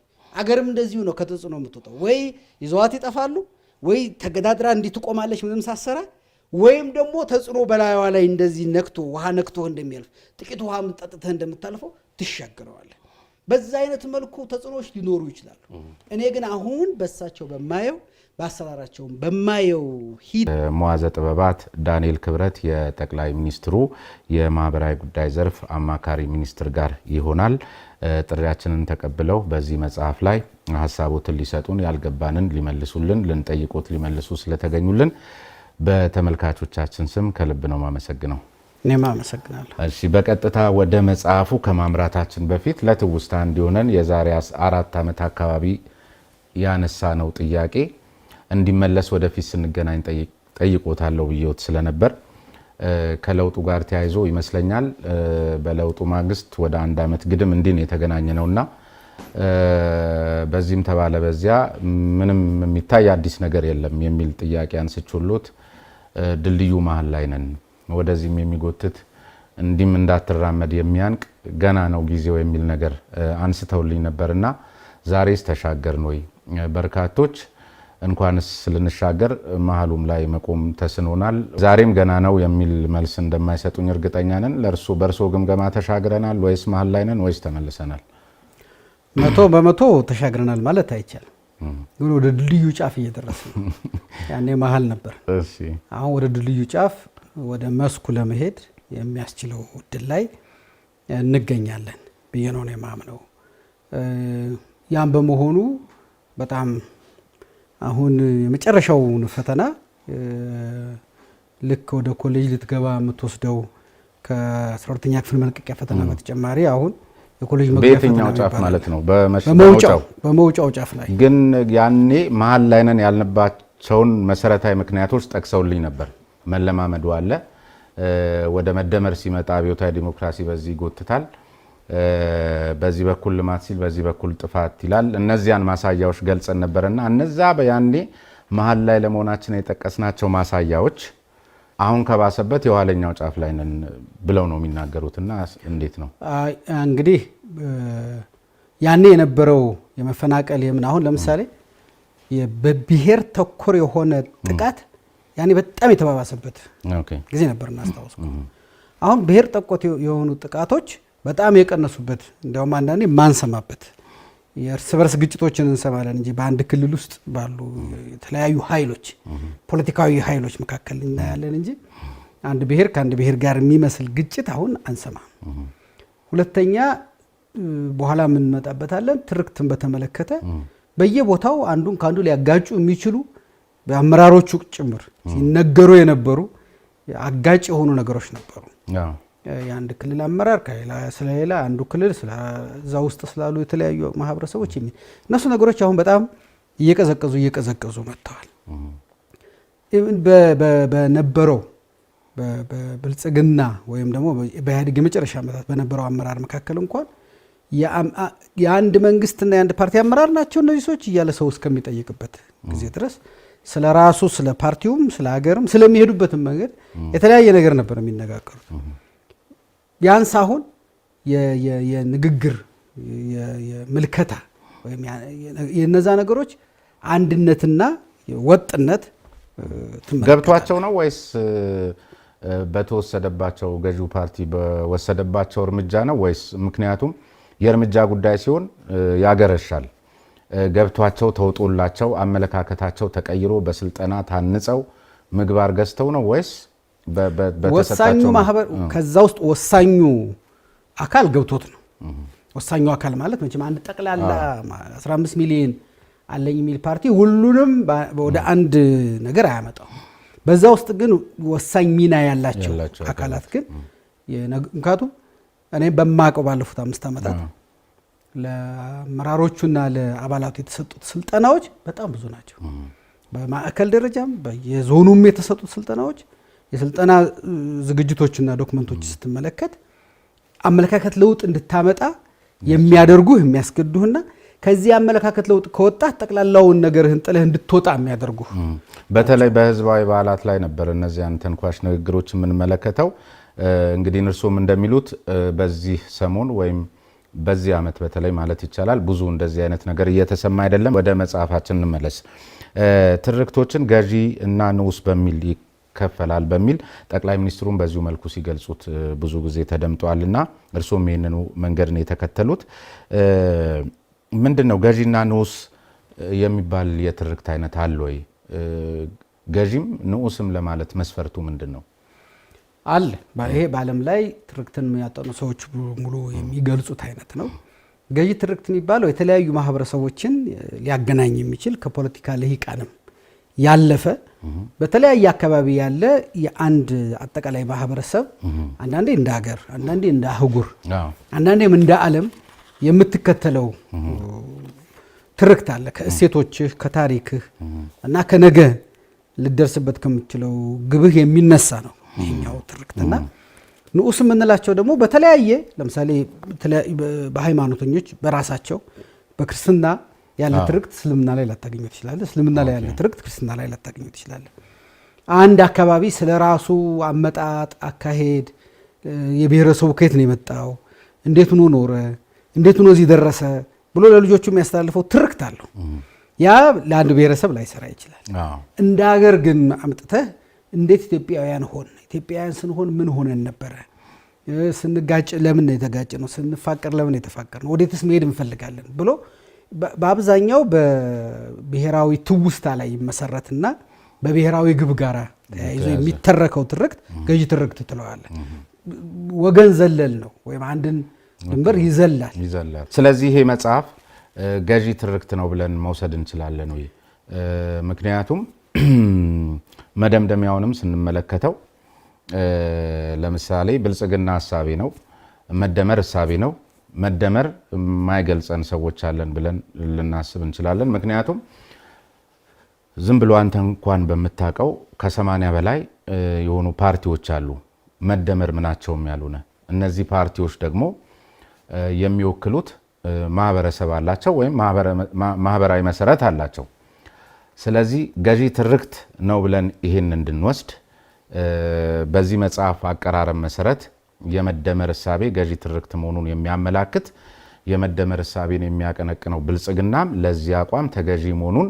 የሚገልጽ አይነት መደምደሚያ ስለሆነ ወይም ደግሞ በመሃልም ብዙ ነገሮች ስለምናይ ብዙ መደመር አይገልጸንም የሚሉ አካላት አሉ ምናልባት ይሄ ገዢ ትርክት ሊሆን ይችላል በዚያውም ላይ ሌሎች ምናነሳቸው ስላሉ በእንደመር እኔ መደመርን ማየው ከብልጽግና ፓርቲ ነጥዬ ነው ብልጽግና መንገዴ ነው መደመር መንገዴ ነው ብልጽግና ግቤ ነው ብሏል መደመር ግን የኢትዮጵያውያን ባህል እሴትና የመጣንበት መንገድ ነው ብልጽግና ናት መደመር የሚለውን ስም ፖለቲካዊ ቃል አድርጎ ስላመጣው ተለይቶ ሪዮቱ አይደል እንዴ ካልሆነ በስተቀር ቆይ መደመር የብልጽግና ፓርቲ ሪዮት ዓለማዊ ፍልስፍና መደመር ነው መንገዳችን መደመር ነው ይላል ሪዮት ዓለሙ ነው ስለ ሪዮትም የተናገርከው ስላለ ሪዮቱ ከሆነ መደመርን ከብልጽግና ላይ የተማየት አትችልማ ምክንያቱም ሪዮት ዓለም ማለት ዓለምን የምንመለከት እዚሁ ዲፋይን አድርገዋል ስለዚህ እሺ አንድ ሪዮት ዓለም እኮ የገሌ ተቀበለው ማለት የገሌ ነው ማለት አይደለም በባለቤትነት ተቀበለው እንጂ በባለቤትነት አልፈጠረውም እኮ ብልጽግና አንድ ነገር ልትቀበለው ትችላለህ ለምሳሌ የኢትዮጵያ መብራት ኃይል ሲል የኢትዮጵያነቱን ተቀበለው እንጂ የኢትዮጵያ እኮ አይደለም እሱ ነው የኢትዮጵያ እንጂ ኢትዮጵያ የሱ አይደለም ልብ የሚያስደስት ዜና ሱቆትን በመሃል መርካቶ መኖሪያውን ደግሞ መሃል ፒያሳ ልናደርግ ግሎት ዝግጅት ላይ ነን ነፋሻማ በሆነው አራዳ ፓርክ ፊት ለፊት ከ771 ሺህ ብር ጀምሮ ከባለ 1 እስከ ባለ 3 መኝታ ቀድመው ለመጡ ደንበኞቻችን እስከ 30% በሚደርስ ልዩ ቅናሽ ለሽያጭ አቅርበናል ከ3.6 እስከ 9.9 ሚሊዮን ብር ድረስ እጅግ ዘመናዊ አፓርትመንቶችን ከተለያዩ ፋሲሊቲዎች ጋር ለሽያጭ አቅርበናል የባንክ አማራጭ ለምትፈልጉ ደንበኞቻችንም ተዘጋጅተን እየጠበቅን ነው እንዲሁም የንግድ ሱቅ ፈላጊዎች በመሃል መርካቶ ተክለ ሃይማኖት እያስገነባ ነው በሚገኘው የገበያ ማዕከል ሱቅ ከነገበያው ለሽያጭ አቅርበናል ለበለጠ መረጃ በ0945 24 14 17 ይደውሉ መደመርም የብልጽግና ነው ስንል ብልጽግና መደመርን ከኢትዮጵያ ወስዶ ተቀበለው ማለታችን እንጂ ፈጥሮ ሰርቶ ቀምሮ ያመጣው አይደለም ኢትዮጵያ ውስጥ የነበረ ይሄንን ለፖለቲካዊ ወደ ፖለቲካዊ ሐሳብነት ወሰደው እሱ ኢትዮጵያውያን ግን ሲጠቀሙበት የነበረ የኢትዮጵያን የራሳቸው ፍልስፍና ነው መደመር በተግባር ገልጸውታል ባኗኗር አሳይተውታል ባህል አድርገውታል አመጋገባቸው ላይ የልብስ አሰፋፋቸው ላይ በብዙ ነገሮቻቸው ላይ ይሄን የገለጹትን የኢትዮጵያን እሳቤ መቼም አንድ ነገር ዕውቀት የምታረገው ቅርጽ ስትሰጠው ነው ቅርጽ የሌለው ነገር ዕውቀት ሊሆን አይችልም መጀመሪያ ዕውቀት ማለት ቅርጽ ያለው ነገር ማለት ነው በዓለም ላይ ያለውን ነገር አምጥተህ መከፋፈልም የመጣው ለዛ ነው አንድ ነገር የምትረዳው ከፋፈለ ስለሆነ ዕውቀት ካልተከፋፈለ በስተቀር ዕውቀት ሊሆን ስለማይችል ለማስተማርም ለማስተላለፍም ስለማይችል ያንን የእውቀት ጉዳይ አድርጎ አመጣው እንጂ መደመርን ፈጥሮት እኮ አይደለም እሱ። መደመር የኢትዮጵያ ባህል ነው። ግን ያን የኢትዮጵያ ባህል አገር በቀል የሆነውን ብቀበል ይሻላል የምዕራቡና የምስራቁ ጋር እየተላጋው ከሚሄድ ብሎ ነው እሱ ያመጣው። ስለዚህ መደመር እገሌ ይቀበለዋል እገሌ አይቀበለውም ልትለው የምትችለው ነገር አይደለም። እየኖርክበት ነው አንተ ራስህ፣ ሌላውም እየኖረ ነው። እንደ ፖለቲካዊ አስተሳሰብ ብልጽግና መደመር የሚለውና በእንትኑ ያስቀምጠውን አልቀበልም ልትል ትችል ይሆናል። ፖለቲካ አስተሳሰብ ሲያደርገው መደመርን እንደ ሐሳብና መደመርን እንደ ኢትዮጵያውያን መንገድ መደመርን የኢትዮጵያ ትርክት አድርጎ መቀበል ደግሞ አንድ ሌላ ጉዳይ ነው። ለምን የወጣህበት ማህበረሰብም የምትኖርበት አኗኗርም ምንህም በሙሉ አንዱ ከሌላው ጋር ተሰናስሎ አንዱ ከሌላው ጋር ተዛምዶ ልዩነቱንና አንድነቱን በተአቅቦ አጠባብቆ የሚኖር ማህበረሰብ ነው የኛ። አለዛ 80ዎቹ ብሔረሰቦች እኮ ሊኖሩ አይችሉም። ፓርቲው አባላት ለምሳሌ የብልጽግና የፓርቲ አባላት ወይም ማዕከላዊ ኮሚቴው አለ። እነዚህ ኃይሎች በተለያየ መልኩ ስልጠና ሲሰጣቸውን ተመልክተናል። መደመርን ከብልጽግና ለይተው የሚያዩበት እድል አለ? ይቻላል? አዎ፣ መደመር እንደ ፖለቲካዊ ሐሳብና መደመር እንደ አገር ስሪት ሁለቱ የተለያዩ ነገሮች ናቸው። መደመር እንደ ፖለቲካዊ ሐሳብ የፖለቲካ ከሱ አኳያ ገዢ ትርክት ነው እንበል። ከዚያ ውጪ ደግሞ ለንዑሳን ትርክት በምሳሌነት ሲነሳ ክቡር ጠቅላይ ሚኒስትሩም እንደዚሁም የመጽሐፉ ምርቃት ጊዜ በተለያየ መልኩ እንዳስተዋል ነው። ለምሳሌ ትልቁ ወደ ንዑሳን ትርክትነት የሚወስደውና ራሳቸውን አንድን አካባቢ አንድን ማህበረሰብ ለማግነን ሲባል ፍረጃ አንዱ ትልቁ የቀደመው ስርዓት መገለጫ መሆኑን በተለይ ከትምክተኝነት ከነፍጠኝነት ከዚህ ከጠባብነት ወዘተርፈ ጋር አያይዘ በሰፊው እዚህ ላይ ያነሳው ነገር አለ እና እነዚህ አካላት ነፍጠኛውን ወይም ትምክተኛና ጠባቡን በማጋጨት የራሳቸውን ስሪት ማንበርና የራሳቸውን ትርክት መፍጠር መሆኑንም በተመሳሳይ እዚሁ ላይ ገልጸሃል። ግን ደግሞ እዚያው ዞር ብለህ አንተም ጃውሳና ጁንታን እንደዚሁ በተመሳሳይ ታነሳለህና በተደረጉት የህግ ማስከበር ምን በለው በተደረጉት የጦርነት ዘመቻዎች ላይ ሁሉ በቀላሉ እጅ ሊሰጡ ያልቻሉባቸው መሰረታዊ ምክንያት ህዝብ ከጀርባቸው ስላለ ነውና አሁንም ከፍረጃ አልወጣንም ወይም ገዢ ትርክት ነው ልንለው ያስችለንም የሚል ሐሳብ ቢነሳስ? ለምሳሌ ትምክተኝነት እኮ በዓለም ላይ ያለ ነገር ነው። ያለ የሰው ልጅ በሽታ ነው። ጠባብነት በዓለም ላይ ያለ የሰው ልጅ በሽታ ነው። ሌሎችም የሰው ልጅ በሽታዎች ናቸው። ይሄንን አንድ ሰው በሽታው ሊኖረው ይችላል፣ የተወሰነ ሰዎች በሽታው ሊኖራቸው ይችላል። ያንን ግን የህዝብ በሽታ አድርገህ ከቆጠረው ግን ስህተት ነው። እንደዛ የሚባል ህዝብ የለም። ጠባብ የሚባል ህዝብ የለም። ትምክተኛ የሚባል ህዝብ የለም። እኔ አንተ አበበ ከበደ አለሙ ልንሆን እንችላለን፣ ላንሆን እንችላለን። እኛ ያን የሆነው ሰዎች ደግሞ ሰብሰብ ብለን የሆነ አንድ ማህበረሰብ ልንመሰረት እንችላለን። ፖለቲካ ቡድን ሊሆን ይችላል፣ የሲቪክ ማህበረሰብ ሊሆን ይችላል፣ ወይም ደግሞ ማህበረሰባዊ ኮሚኒቲ የምንለውን ነገር ልንመሰረት እንችላለን። እሱ በአስተሳሰብ ነው ሰዎች የሚሰባሰቡት። ይሄ በሚሆንበት ጊዜ ያንተ የትውልድ መሰረት ጉዳይህ ላይሆን ይችላል። በዚህ በምትሰበሰብበት ጊዜ ትልቁ እኔ የተቃወምኩት እዚህ መጽሐፍ ላይ ምንድነው አንድን አስተሳሰብ ለአንድ ህዝብ መስጠት አንችልም። እንደሱ አይነት ሳይንሳዊም አይደለም ትክክለኛም አይደለም። አሁን እዚህ መጽሐፍም ላይ ለማስቀመጥ የሞከርከውና ገዢ ትርክት ለመፍጠር የሞከርከው ይሄ በጅምላ መፈረጅና ወቀጣን ነው። እሱ ነው የኛ በሽታ የሚል ይመስለኛል። እኔ እንደውም እዛው ምርቃቱ ላይ ማን ነው ዶክተር ወዳጄንም ያነሱልህ መሰረታዊ ጥያቄ ህመሟን አግኝታሉ የሚል ነው። አሁን እኔ የሚመስለኝ ህመማችን አደርባይነት አይደለም ወይ ማለት ካልተወሻሸን በስተቀር በሰዓቱ ከዛሬ 2 ዓመት አስቀድሞ እንደሱ አይነቱ ጁንታነት ማለት ለአንድ ብሔር የተሰጠ አልነበረም ወይ? አይደለም። እንደዛ አመለካከት የነበራቸው ሰዎች ከሆኑ ስህተት ነው። እዚህ መጽሐፍም ላይ እኔ በግልጽ የትግራይ ህዝብ አንድ ጉዳይ ነው። የትግራይ ህዝብ እኮ ብዙ አይነት የርዕዮተ ዓለም አመለካከት፣ የሃይማኖት አመለካከት፣ የጾታ ልዩነት፣ ስለ አገር እና ስለ ታሪክ ያለው አመለካከት የተለያየ፣ ስለ ዓለም ያለው አመለካከት የተለያየ፣ አንድ ፓርቲ ብቻ ሊወክለው የሚችል አይደለም። ይሄ በመሆኑ እኮ ነው አሁን እንኳንስ ይሄ ያኔ የ1966ቱ የተማሪዎች ንቅናቄ በመጣበት ጊዜ እንኳን በትግራይ ውስጥ አንድ ፓርቲ ብቻ አይደለም የነበረው፣ ብዙ አይነት ፓርቲዎች ናቸው ተመስርተው የነበሩት። በወቅቱ በተደረገ የሽምቅ ትግል አንዱን እያሸነፈው ቢሄድም ያንን የሚወክለውን ፓርቲ አሸነፍኮ ማለት ያ የተወከለው ሐሳብ ተሸነፈ ማለት አይደለም። ከዛ በኋላም እኮ በህወሓት ውስጥ ራሱ 2-3 ጊዜ መለያየቶች ተፈጥረዋል። እንደምታስታውሰው የአመለካከት ልዩነት ባይኖረው ኖሮ ማህበረሰቡ አንድ ፓርቲ አንድ ወጥ አንድ ምን ሊሆንበት የሚችልበት እንደ ኮካኮላ ጠርሙስ የተመረተ ማህበረሰብ እኮ አይደለም። ምንም እንኳ ቀናነት ቢኖር ይላል አንድ መጽሐፍ። አንተንም እንደዚሁ የመጽሐፉ መግቢያ ላይ ትልቅ ምስጋና አቅርበውላል ጸሐፊው። ቅን እንኳ ቢሆን በተመረጠ አኳኋን የተተረጎሙ ተረኮች ላይ ተመስርቶ እርሱም ይተረጉማል። ሲተረጉም እምነቱ፣ ሀልዮቱ ወዘተ ተጽዕኖ ይፈጥርበታል እና እኔ እዚህ መጽሐፍ ላይ ከዚህ እንዳላመለጥክ ነው የተመለከትኩት ከብልጽግና።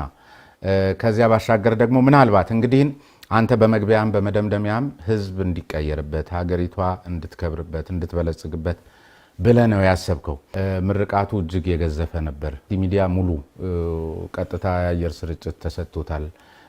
ክቡር ጠቅላይ ሚኒስትሩና የብልጽግና ፓርቲ ፕሬዚዳንት ናቸው የክብር እንግዳው።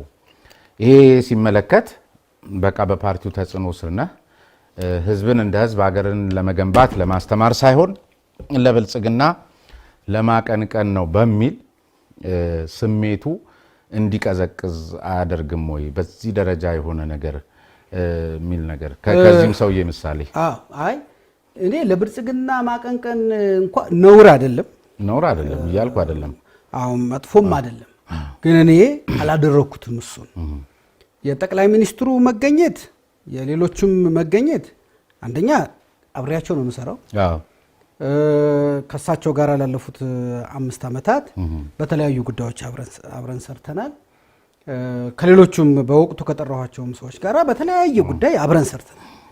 ስለዚህ እነዚህ ሰዎች በዛ ቦታ ላይ መገኘታቸው የሚገርም ወይም ሰበር ዜና የሚሆን ጉዳይ አይደለም።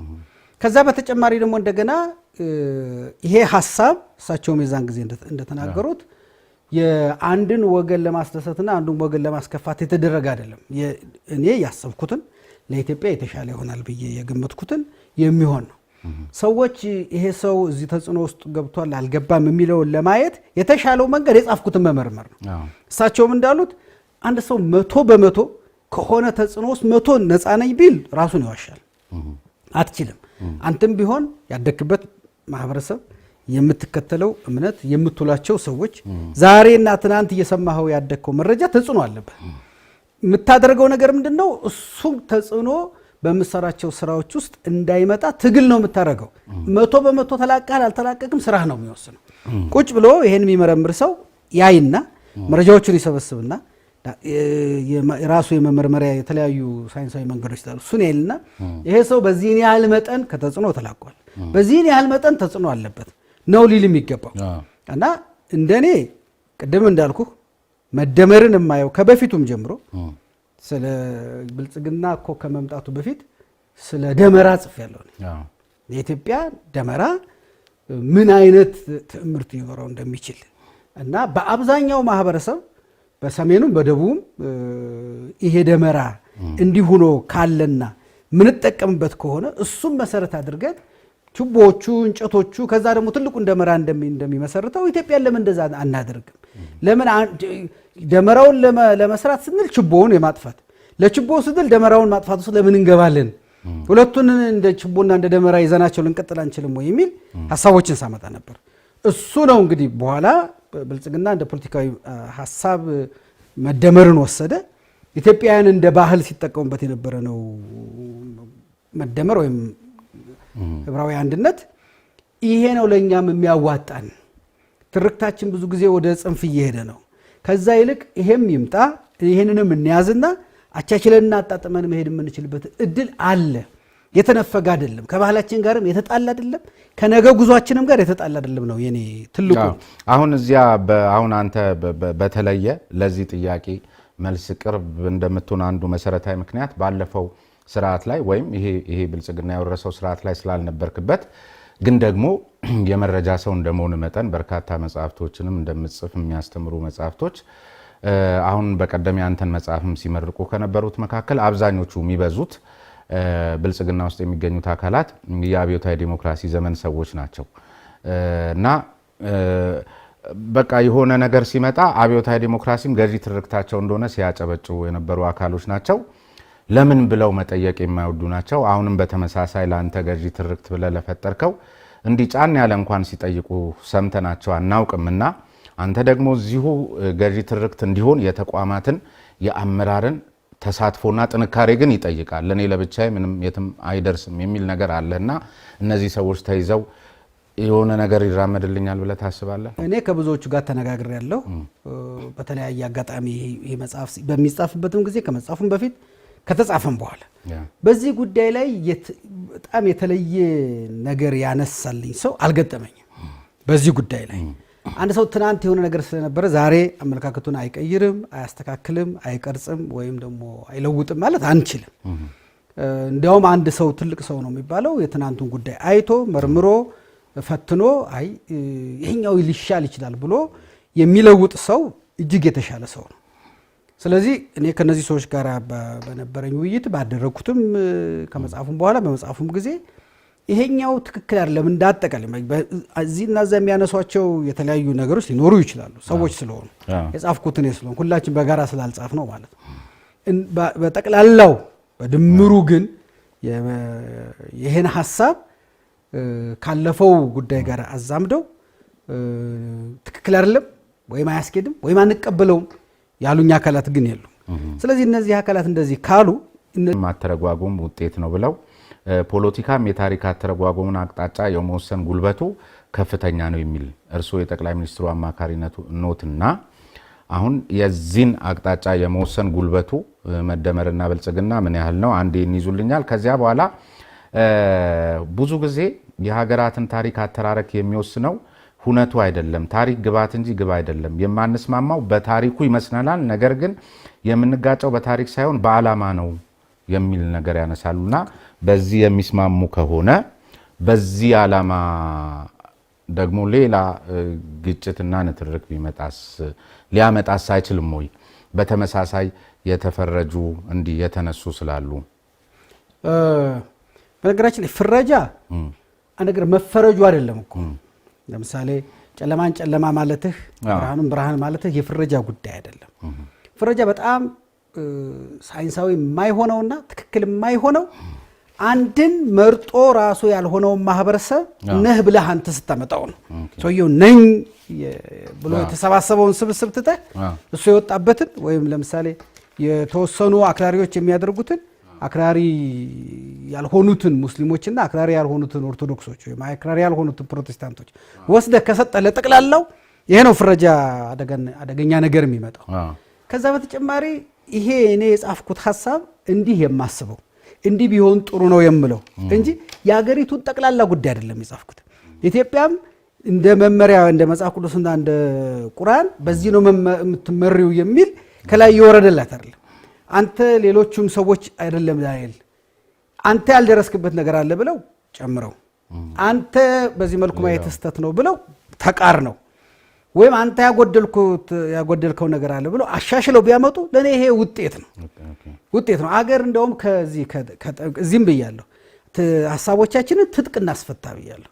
አሁን የኛ ሀገር ሐሳቦች ትጥቅ እንደታጠቁ ናቸው። ሰዎቹ ብቻ አይደለም የታጠቁት፣ ሐሳቦቻችንም ታጣቂዎች ናቸው። ሐሳቦቻችን ትጥቅ ፈተው ሐሳቦቻችን ወደ መድረክ መጥተው ወደ ምንወያይበት ጉዳይ ከመጡ እሱ ነው አንዱ ትልቁ ትርክት እኮ። ለኔ ኢትዮጵያ የምትባል ብዙ አይነት ነገር ያላታለች። ስንነጋገር ሰዎች ነንና የጋራ ነገሮች እናገኛለን። ያ የጋራ ነገራችን ሲደመር ልዩነቶቻችንን ያሸንፋል ነው የኔ ትልቁ ነገር። ካልተነጋገር ነገር የጋራ ነገሮቻችን ማግኘት አንችልም። ቁጭ ብለን አሁን እናንተ ብናወራ ለምሳሌ የት ነው የተማርከው ስንባባል፣ ምንድነው ያጠናኸው ስንባባል፣ የት ነው የሰራኸው ስንባባል፣ ወይ የተማርንበት ትምህርት ቤት አንድ ይሆናል፣ ወይ ያስተማሩን አስተማሪዎች አንድ ይሆናሉ፣ ወይ የወሰድነው ኮርስ አንድ አይነት ይሆናል፣ ወይም ደግሞ የሆነ ለመጎብኘት የሄድነውበት ወይ የተሳለምንበት ቤተክርስቲያን አንድ ይሆናል። ስለዚህ እኔ እናንተ ያን የማንገናኝበትን ትተን ወይ ስለተማርነው ትምህርት ቤት ማውራት እንጀምራለን። ነገሌ የሚባለውን አስተማሪ ትዝ ይልሃል? በጣም እኮ ይጋረፍ ነበር። ኧረ ገሌ ደግሞ ጥሩ ነበር። ስለዚህ የጋራ ነገር አገኘን። ካልተነጋገርን የጋራ ይኑረን አይኑረንም ሳንተዋወቅ ሁለት ሁነን ያደግን ሊመስለን ይችላል። ይሄ የጋራችን ጉዳይ እየተነጋገርንበት እየተደመረ ኃይል እየሆነ እየተደመረ አቅም እየሆነ ሲሄር ነው የኔ ትልቁ ማን ነው ዶክተር ደቻሳም እኮ ታሪክ አይደለም ያጨቃጭቀናል። ታሪክ ላይ ያጨቃጭቀናል አይደለም። ዓላማው ማለት ትርክቱ ማለት ነው። ለምንድን ነው ይህንን የምትተርከው? ለምሳሌ እኔ እናንተ ነገ ስራ ለመወዳደር ሲቪ ይዛችሁ ነው ብንባል እኔም ማመጣው ሲቪ በአብዛኛው የት ተማርኩ፣ የት ሰራሁ፣ ምን ሙያ አለኝ፣ ምን ተሸልም ያለው በጉዳዩ ላይ ለስራው ብቃት የሚያደርገኝ ነገር ምንድነው ነው። ታሪክ ነው እኮ ይሄ ሲቪ ብለህ የምታመጣው ታሪክ ግን ታሪክህን የምትተርከው ከምትፈልገው ስራ አንጻር ነው እንጂ የተወለድኩት በዚህ ቦታ ነው፣ ያደግኩት እንደዚህ ነው፣ ያሳደገችኝ አክስቴ ናት፣ በዚህ ጊዜ እንደዚህ ገጥሞኝ ነበረ፣ ከሰፈሬ ተሰድጄ ነበር የምትለውን ለስራ አታመጣው። ስለዚህ ይሄ የትርክት ዳና በረከት ሲተረክ ከብልጽግና ዓላማ ብለን ብንወስድስ? ከብልጽግና ዓላማ አንጻር ሊተረክ የሚችልበት እድል አለ። ትልቁ ሊተረክበት የሚገባው ግን ከኢትዮጵያ ዓላማ ነው። ስለዚህ ከብልጽግና አኳያ ሊተረክ የሚችልበት እድል እያለ መኖሩንም የሚያመላክቱ በርካታ ትንተናዎች እየተመለከት የኢትዮጵያ ገዢ ትርክት ነው ብለን ለመቀበል ትንሽ አንቸገርም ወይ? አንቸገርም። ብልጽግና ተቀበለው እንጂ ብልጽግና አልፈጠረውም የምለው ለዚህ ነው። ይሄን ትርክት እኮ በነገራችን ላይ እዚህ ውስጥ መደመርን ሐሳቦች ወስደን ኢትዮጵያ ውስጥ ያሉ ፓርቲዎችን ብንጠይቅ አብዛኛዎቹ በመደመር ሐሳቦች ውስጥ ያሉ ጉዳዮች ጋር አይጋጩ። ለምሳሌ ህብረ ብሔራዊ አንድነት ኢትዮጵያ ያስፈልጋታል አያስፈልጋትም ብትላቸው አይ ህብረ ብሔራዊ አንድነት ኢትዮጵያ ያስፈልጋትም የሚል አታገኝም። አዲስ ወይን ጠጅ በአዲስ አቅማዳ የሚለው ምዕራፍ ደግሞ አንዱ ቀልቤን ከሳቡት ጉዳዮች ነውና ባለወይኑ ለአቅማዳው በማሰብ ሳይሆን ለወይኑ በማሰቡ ብቻ ስለ አቅማዳው ምርጫ ይጠነቀቃል። ባረጃ አቅማዳ አዲስ ወይን ጠጅ የሚያኖር የለም፣ ቢደረግ ግን አቅማዳው ይፈነዳል፣ ወይን ጠጁም ይፈሳል የሚል ነገር አስቀምጣልና ስለዚህ በአሮጌ ትርክት ላይ አዲስ ሀልዮት ሊከተል አይችልም ነው። ይሄ ማለት የመጀመሪያው ጥያቄ አሮጌ አቅማዳ ሲባል ኮንቴክስቹዋል አድርገን ስንመለከተው መጥመቂያው ብቻ ነው ወይስ ጠማቂዎቹም አብረው መታየት አለባቸው? አቅማዳ እንግዲህ ጠማቂ የለውም እንደምታውቀው። አቅማዳ አዘጋጅቶ ስልቻውን የሚያመጣው አካል ነው። ስልቻው የሚያመጣው አካል ለአንተ ሲሰጥህ አዲስ ነበር፣ ያንተ አያያዝ ነው ወደ አሮጌነት በጊዜ እሱን ልክ ወይ እነዚህ ሰዎች መልሰው አዲስ ማድረግ ይችላሉ። ያን አቅማዳ አዲስ አቅማዳ የተሰጣቸው ሰዎች አስረጅተው ጊዜውን ሲጠብቀው ያኛው አሮጌው እኮ የሚጠቅምህ አብሮት ለነበረው ወይን ጠጅ ነው። ልክ ወይን ጠጁ ሲያልቅ እሱን ትተውና አዲስ ነው ማምጣት የነበረበት። ትልቁ አዲሱን ወይን ጠጅ ወስዶ አሮጌው ጋር የሚከተው ሰውዬ እንጂ አቅማዳውን የሚያዘጋጀው ሰውዬ ሁሉ ጊዜ አዲስ አቅማዳ ያን አቅማዳ እንዲያረጅ እድል የሰጡ አካላት አሁን የተሰጣቸውን አዲስ አቅማዳ አዲስ አድርገው የማቆየት ማለት እድላቸው ምን ያህል ነው? ምክንያቱም ለምሳሌ አዲስ ወይን እንዲጠምቁበት የተሰጣቸውን አቅማዳ 27 ዓመት ሙሉ ታቅፈው ብል አስበልተው ያስረጁ አካላት እንደገና ደግሞ ወደ አዲሱ ጠማቂ መጥተዋል እና አሁን ይሆንላቸዋል። አቅማዳው ማርጀቱ አይደለም እኮ ትልቁ ችግር። ያንን አቅማዳ ማርጀቱን አውቀህ ከቀየርከውና አዲሱ ወይን ጠጅ አምጥተህ በአዲሱ አቅማዳ እስካደረግከው ድረስ ሁለቱም ተጣጥመው ይሄዳሉ። አሁን እዚህም መልእክት ላይ ማስተላለፍ የተፈለገው አሮጌ አቅማዳ ካለን እንተወውና ለምሳሌ እዚህ ላይ የተቀመጡት አንተም ቅድም ያነሳቸው በ66ቱም አብዮት የ66ቱ ትውልድ ያመጣው ከዛ በፊት የመጣውን ትርክት እሱን እናቁመው በቃ። አሁን አዲስ ሀልዮት ኢትዮጵያ የምትመራበት አዲስ ሀልዮት ለማምጣት ከፈለግን እዛ አቅማዳ ውስጥ ልንከተው አንችልም። እሱን አቅማዳ ይዛችሁ የምትንገታገቱም ሰዎች ካላችሁ ተውት፣ አያስኬድም። አቅማዳውም ይፈሳል፣ ጠጁም ስለሚፈስ። ስለዚህ አዲስ ትርክት፣ አዲስ መንገድ፣ አዲስ ሀሳብ ያስፈልገናል። አሁን ኢትዮጵያን እናበልጽግ ወይ ኢትዮጵያን ከዚህ ከድህነት እናውጣ ብለን በአሮጌው አቅማዳ እቺን ኢትዮጵያ ልንከታት ስለማንችል የአዲስ አቅማዳ ይዘው የመጡትንም ለማበረታታት አሮጌ አቅማዳ ያለን የሚሉትንም ለመገሰጽ ነው። ግን ትርክት መንገዱ ከሆነ አሁን ግራ የሚገባን ነገር መቼም በአንዲት ዴሞክራሲያዊት ሀገር ውስጥ ሁልጊዜ በየ5 ዓመቱ የሚደረግ ምርጫ አለ። ስለዚህ ማን ነው ዘላቂ መሆኑ አይታወቅም በምርጫ ስለሚወሰን እና በአመለካከትና ርዕዮቱ በተቀየረ ቁጥር ትርክቱም ይቀየራል ከተባለ በምርጫ የተለያዩ ፓርቲዎች ባሸነፉ ቁጥር ስንቀያየር ልንከርም ነው ወይ?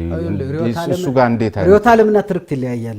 ርዕዮተ ዓለም ሌላ ጉዳይ ነው። ርዕዮተ ዓለም እኮ የምትለው ገብቶኛል። ግን ትርክቱ አሁን ያለውን እሳቤ ማንጸባር መንገዱ ነው ብለናል፣ ግብ አይደለም። የኢትዮጵያን ትርክት ከሀገር ጋር ነው የሚሄደው። ከፓርቲዎች ጋር አይደለም የሚሄደው። ሮም በአንድ ቀን አልተሰራችም የሚባለው ይህን ያህል ዓመት የኖርንበትን ግማሽ ምዕት ዓመት እኮ የኖርንበትን የፓርቲና መንግስት መደበላለቅ በአንድ ጊዜ በሰዎች የሰው ልጅና አመለካከት ምንድነው መጋቢ አዲስ እሸቱ የሚሉት ነገር አለ። ፈጣሪ ሰውን አንዴ ነው የፈጠረው፣ ህጉን ግን ሶስቴ ነው የቀየረው ይላሉ። የሰው ልጅ አመለካከት መቀየር በጣም ከባድ ስለሆነ ህጉን ሶስቴ የቀየረ ይላሉ። ልክ እንደዚሁ የሰው ልጅ አመለካከት በአንድ ጊዜ ዛሬ ትቼዋለሁ ስላልክ ዛሬ አመለካከት ግን የምትተወው አይደለም፣ ትግል ይፈልጋል። አንተ እንኳን እየፈለክ ወደ ድሮ የመመለስ ወደፊት የመሄድ እድሎችህ በጣም ሰፊ ናቸው። እየፈለክ እንኳን ከዛ መላቀቅ እየፈለክ ለምን የሰው ልጅ አይምሮ እንደ ልብስ ጥብ አድርገህ የምታመጣው በሳሙና የምታስወግደው ጉዳይ አይደለም።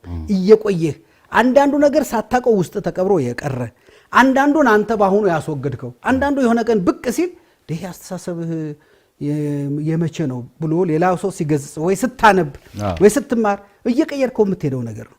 ይሄ ነገር መስተካከሉ አይቻልም። እኔ ትልቁ ተስፋ ይሄ ነገር መነወር ጀምሯል ወይ መመስገን ነው የጀመረው መነወር ነው የጀመረው። ለምሳሌ የመደበላለቆቹን እየተነወረ ነው ወይስ እየተመሰገነ ነው? ለኔ መነወር ጀምሯል። መነወር ጀምሯል ማለት መላቀቁ እውን ሆኗል 100% ሰርቷል ማለት አይደለም።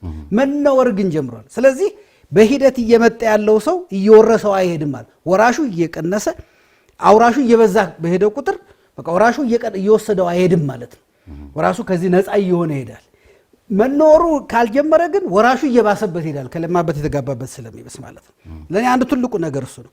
ከዛ በተጨማሪ ቅድም እንዳልከው ሌላው ሲመጣስ እንደኔ እንዳንተ ያለን አገር ገርምንል ሌሎችም በፓርቲም ውስጥ ይሆኑ ከፓርቲም ውጭ የሆኑ ሰዎች መስራት ያለብን አገር ትርክት እንዲኖራት ነው። ፓርቲዎች ይቀበሉትም አይቀበሉትም አገር ግን ትርክት እንዲኖራትና እንደውም ፓርቲዎችም ከትርክት አንፃር እንድንሞግታቸው ይሄንን የኢትዮጵያን እሴት ይሄን ኢትዮጵያዊ የቆመችበትን ነገር እናንተ እንዴት ልታረጉት ነው ብለን የምንሞግታቸው ፓርቲዎች እንዲመጡ ነው መታገል መቻል ያለብን። ይሄንን አንዳንድ ፓርቲዎች ሊቀበሉት ይችላሉ፣ መጀመሪያ አካባቢ አንዳንድ ፓርቲዎች ላይ ይቀበሉት ይችላሉ። በሂደት ግን ትውልድ እየሞገተ ቅድም እንዳልኩ አባላቱ እየሞገቱ ሲመጡ በትርክት ላይ የተስማማ በርዕዮተ ዓለም ላይ የሚከራከር ፓርቲዎች እየፈጠርን እንሄዳለን። የትርክት በረከትን ለመፍጠር የሚደረገው ጥረት የት ድረስ ያስኬዳል? ህገ መንግስት ማለት የህጎች ሁሉ የበላይ ነው። ይህ ህገ መንግስት ደግሞ አንተ እንዳልከው ልብ የሚያስደስት ዜና ሱቆትን በመሃል መርካቶ መኖሪያውን ደግሞ መሃል ፒያሳ ልናደርግልዎት ዝግጅት ላይ ነን። ነፋሻማ በሆነው አራዳ ፓርክ ፊት ለፊት ከ771 ሺህ ብር ጀምሮ ከባለ 1 እስከ ባለ 3 መኝታ ቀድመው ለመጡ ደንበኞቻችን እስከ 30 በመቶ በሚደርስ ልዩ ቅናሽ ለሽያጭ አቅርበናል። ከ3.6 እስከ 9.9 ሚሊዮን ብር ድረስ እጅግ ዘመናዊ አፓርትመንቶችን ከተለያዩ ፋሲሊቲዎች ጋር ለሽያጭ አቅርበናል። የባንክ አማራጭ ለምትፈልጉ ደንበኞቻችንም ተዘጋጅተን እየጠበቅን ነው። እንዲሁም የንግድ ሱቅ ፈላጊዎች በመሃል መርካቶ ተክለ ሃይማኖት እያስገነባ ነው በሚገኘው የገበያ ማዕከል ሱቅ ከነገበያው ለሽያጭ አቅርበናል። ለበለጠ መረጃ 0945 24 14 17 ይደውሉ። ሁሉ የትርክት ዕዳ የህወሓት ከሆነ ሁሉ ነገር የህወሓት ከሆነ ግልባጩ ይሄን ህገ መንግስት መጀመሪያ ለምንድን ነው መጣል ያቃተን? እንደገናም ደግሞ አሁን ምትላቸው ወይም ቅድም ይሄን ትርክት ህብረተሰብ ውስጥ ለማስረጽ ዝግጁነታቸውን አሳይተውኛል ያልካቸው ወይም ደግሞ ያኔ ተንኳሽ ንግግርን በፊት እንደነበረው አይደለም በስልጣና ያልካቸው አካላት ይሄን ህገ መንግስት ዛሬም አንደራደርበትም እያሉ ነው። እንዴት? ህገ መንግስቱ የምን ውጤት ነው? ህገ መንግስቱ በፊት ትርክቱ ነው የተፈጠረው። ይሄ ትርክት ከ66ቱ አብዮት ጀምሮ የመጣ ትርክት ነው። ህገ መንግስቱ የሱ ውጤት ነው እንጂ ትርክቱ የህገ መንግስቱ ውጤት አይደለም። ትርክቱን ካልቀየርነው ህገ መንግስቱን ልንቀይረው አንችልም። መጀመሪያ ህገ መንግስቱ እኮ አሳሰባችን ተነጋግረን የተግባባን በወቅቱ የነበሩት ኃይሎች የተግባቡባቸውን ጻፉት እንጂ ከጻፉት ወላ አይደለም የተግባቡት። መጀመሪያ በህገ መንግስቱ ላይ አሁን ህገ መንግስቱን ዛሬውኑ ቀዳደን በሐሳብ በባዶ ላይ ልንነጋገር አንችልም። ይሄን ህገ መንግስት ከማሻሻላችን በፊት ይሄ ህገ መንግስት አምጥቶታል የሚባሉት ጉዳዮች ላይ ይሄ ህገ መንግስት መጀመሪያ ተመስርቶታል የሚባልበት ትርክት ላይ መነጋገር መቻል አለብን። እኔ ድንገት የሚፈጠር ህገ መንግስት ዘላቂ አይሆንም ከሚሉት ወገን ነኝ። ሀገራዊ ምክክር ወይም ሌሎች ጉዳዮችን አድርገን ቁጭልን በነዛ አላባውያን ላይ መጀመሪያ እንነጋገርና የሆነ ደረጃ ስንደርስ ህገ መንግስት መጻፍ እኮ የባለሙያዎች ጉዳይ ነው። ይሄንን በዚህ መልኩ ለህገ መንግስት እንዲሆን አድርጋችሁ ጻፉት የምንላቸው ነው። ህገ መንግስት መጻፍ ጉዳዩ ከጽሁፉ አይደለም። ጉዳዩ ህገ መንግስቱ ከተመሰረተበት አስተሳሰቡ ነው። አስተሳሰቡ ላይ እንነጋገር። እኔ እንደውም ከለውጡ በኋላ አንድ ያየሁት ጥሩ ነገር ምንድነው ህገ መንግስቱ መሻሻል አለበት መሻሻል የለበትም የሚል ክርክር መነሳቱ ነው አንዱ። በኋላ ደግሞ ህገ መንግስቱ መሻሻል እንዳለበት የሚጠቅሱና ህገ መንግስቱ ነገር ሊሻሻል እንደሚገባው የሚያነሱ የገዢው ፓርቲው አባላትን መኖራቸው ነው ሁለተኛው ትልቁ ነገር። ስለዚህ ምን ማለት ነው? ህገ መንግስቱ መሻሻሉ አይቀርም። ብድግ ብለህ ግን ዛሬ በቃ ከዛሬ ጀምሮ ህገ መንግስቱ ቀርቷል አለ። ከዛስ ህገ መንግስት የለህም በምንድን ነው የምትዳኘው? ልክ እኮ አንድ ዛፍ ከመቁረጣችን በፊት ዛፍ እንትከል እንደምንለው አንድ ህገ መንግስት ከማፍረሳችን በፊት ለዛ ለምናፈርሰው የምናፈርስበት ምክንያት ላይ እንነጋገር፣ ለምንገነባውም የምንገነባው ምክንያት ላይ እንነጋገር። ግን በለውጡ ማግስት ደግሞ ይሄኛው ትርክት ቀደመ። ትዝ ይልህ እንደሆነ አንተም ታውቀዋለህ፣ በየአደባባዩ በተለይ ይሄ ምንድነው ዲሞክራሲን እናበርታ በሚለው ሰልፍና ትርኢት ላይ እኮ ልክ ነገ የሚቀየር ነው የሚመስለው። ይህን ያደረጉት ደግሞ እኛ አመራር ያ ትርክት ቀደመና ሰው እሱ ካልሆነልኝ ብሎ ሙጭጭ ለውጥ ጠባይ እኮ ነው።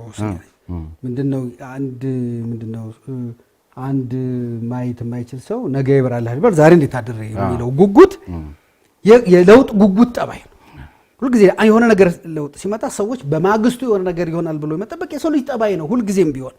ልክ አንድ ተመረቀ ልጅ እናቶቻችን አሁን ልጅ የተመረቀ ሲባል በማግስቱ ስራ አግኝቶ በማግስቱ ደግሞ አግኝቶ በማግስቱ ህይወቴን ይቀይራል የሚለው የሰው ልጅ የስነ ልቡና ጠባይ ነው። ያ ልጅ ግን ከወር በኋላ ይሆናል ከዓመት በኋላ ይሆናል ስራ የሚያገኝ ወዲያው ችግሬን ይቀርፋል የሚለው ስሜት መኖሩ ነውር አይደለም። በቃ የሰው ልጅ ጠባይ ነው።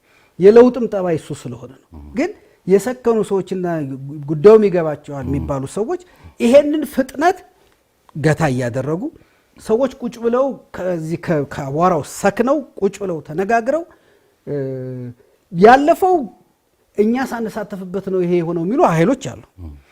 አይ ብንሳተፍበትም በበቂ ሳንሳተፍ ተገፋን የሚሉም ኃይሎች አሉ። እንደገና ደግሞ ብንሳተፍበትም የኛ ሐሳብ አልተካተተም የሚሉት ይሄንን እያል አሁንም በፍጥነት የሆነው ኃይሎች ተሰብስበው ደግሞ እንደገና ዛሬስ ቁጭ ብለው ቢነጋገሩ ነገ ይህን ላለመደገማችን ምንም ዋስትና ስለሌለን ትንሽ ፋታ አግኝተን ቁጭ ብለን በነገሮቹ ላይ በህገ መንግስቱ ላይ አይደለም መነጋገር አለብን ብለው ህገ መንግስቱ አላባውያን ቦርድ ለምሳሌ ኢትዮጵያ ምን አይነት አስተዳደር ነው የሚያስፈልጋል እሱ ላይ እንነጋገርና ስንግባባ ህገ መንግስት እናድርገው። የኢትዮጵያ ስለ ኢትዮጵያ የምንገልጸው ምንድነው? እኛ የኢትዮጵያ ብሔር ብሔረሰቦች ይላል ይሄን ማይቀበሉ እሺ ምን ብለን እንግለጸው? መጀመሪያ እሱ ላይ እንግባባና እሱን የህገ መንግስቱ መግቢያ እናድርገው። ከዛ በኋላም ደግሞ ስለ ዜግነትና ስለ ግለሰብና ስለ ቡድን መብቶች ምናነሳቸው አሉ። እሱ ጋር ስንግባባ የህገ መንግስቱ አንቀጽ እናደርገዋለን። ሌሎች እንደዚህ አይነት አሉ። ሰንደቅ ዓላማ ላይ እንከራከራለን። ምሳሌ ስንግባባ አንቀጽ እናደርገዋለን። ከአንቀጹ ከጀመርን ሳንግባባ ነው ወደ ጠብ የምንሄደው። መጀመሪያ አላባውያኑ ላይ እንግባባ። እንደውም እኔ ባለፉት 5 ዓመታት ያገኘነው ፋታ በተለያየ አካባቢ ለመነጋገር ለመወያየት እኔ የምለውን እሱ ይቀበል ይሆን እሱስ እንዴት ነው የሚያስበው የሚለውን ለመስማት ከዛ ደግሞ ለመስከን እድል አግኝተናል። አሁን ሀገራዊ ምክክሩ እግዚአብሔር ፈቅዶ ቢሳካና ብንነጋገር ደግሞ ብዙ ዛሬ የማናስባቸው አስደንጋጭ ሀሳቦች ወደ መድረክ ሊመጡ ይችላል። ከለውጡ በኋላ ያለው የኮሚኒኬሽን ስርዓታችን ምን ይመስላል? መረጃ የተደበላለቀበት ምክንያቱም አንዳንድ ጊዜ ተራኪዎቹንም አሜን ብለህ ለመቀበል እንዲረዳህ ዛሬ የተናገርከውን አሁን በእኛ ሀገር መሰረታዊ ችግር እየታየ ያለው በርካቶችም የሚሉት የተናገሩትን ሆኖ አለመገኘት፣ በተለይ በአመራር ደረጃ ሲሆን ይከፋል። የተናገሩትን ሆኖ አለመገኘት ብቻ ሳይሆን አሁን ዛሬ የተናገሩትን ነገ ያለ መድገም ሁሉ ሁኔታ እየታየ ነው።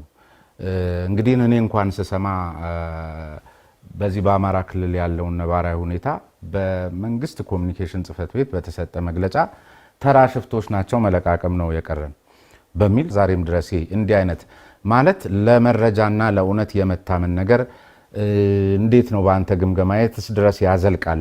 ቀድሞስ መረጃ ከመስጠት አኳያ እንግዲህ እንደሚታየው ማህበራዊ ሚዲያው በተለያየ መልኩ በተለይ ውጪ አካባቢ ሀገራችን ላይ እምነት ኑሮን እንዲህ እንዳንሆን ሁሉ እኮ የሚያደርጉ ነገሮች ናቸው የሚሰጠው።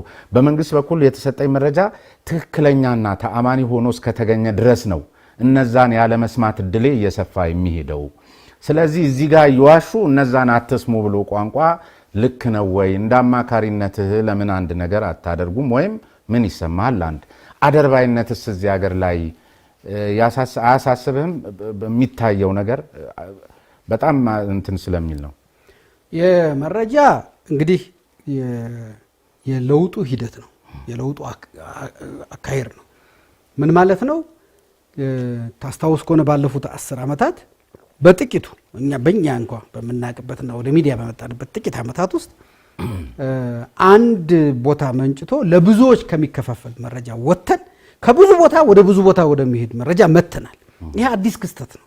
እኛ ደግሞ በባህሪያችን በየትኛውም ብሔረሰብ ብትሄድ የባህላዊ የተግባቦት ስልታችን ወግ አጥባቂ ነው። ባህላዊ የተግባቦት ስልታችን ምን ማለት ነው? አንተ ከኔ ሰምተህ እኔ ለሌላው የማስተላለፍበት መንገድ ወግ አጥባቂ ነው። ይሄ አሁን የመጣው የዲጂታል ሚዲያና የሌላው ግን ከዚህ ወግ አጥባቂነት ወጥቶ ሊበራል ሆነ። ገና የባህል ክርክር ውስጥ ነው ያለነው። ውስጣችን ይሄ የባህል ክርክር አለ። ማናችንም ከዚህ የባህል ክርክር ነፃ ልንሆን አልቻልንም። በዚህ ምክንያት የተፈጠሩ የሂደት ጉዳዮች አሉ። ይሄ እኔ አሁን መንግስት የሚሰጣቸው መረጃዎች በአጠቃላይ ውሸት ናቸው የሚለውን አልቀበልም። እኔ አሁን ደግሞ በኮንትሮባንድ በምንም መሳሪያ አለ። ስለዚህ አሁን ታጣቂው ማን ነው ታጣቂው ማን አይደለም መለየት አትችልም። በአመለካከት እንኳ ባይሆን ለምሳሌ መንግስትን በመጠላትም እነዛም በመደገፍም ባይሆን ሰዎች ታጣቂዎች እሱ ታክቲኩ ነው እንበል። አጠቃላይ የመረጃ ፍሰቱ ላይ እርካታ አለ ሆይ? አደርባይነትስ በአመራሩ ዙሪያ ላይ እርካታ የሚፈጠረው ቅድም ካልኩ ነው። ገና ከዛ ባህሪያችን እየተላቀቅን በመምጣታችን የምንፈልገው ደረጃ ላይ አልደረስንም ነው እንጂ መንገዳችን እነዛ ነገሮች ወደ መውሰድ እየሄደ ነው ብዬ አምናለሁ። ወደ ትክክለኛው መስመር ለመግባት እየሞከር ነው። አደርባይነት እኔ አሁን ማልስማማው ድንገት ዛሬ የመጣ ባህሪ አድርገን ካየነው ነው።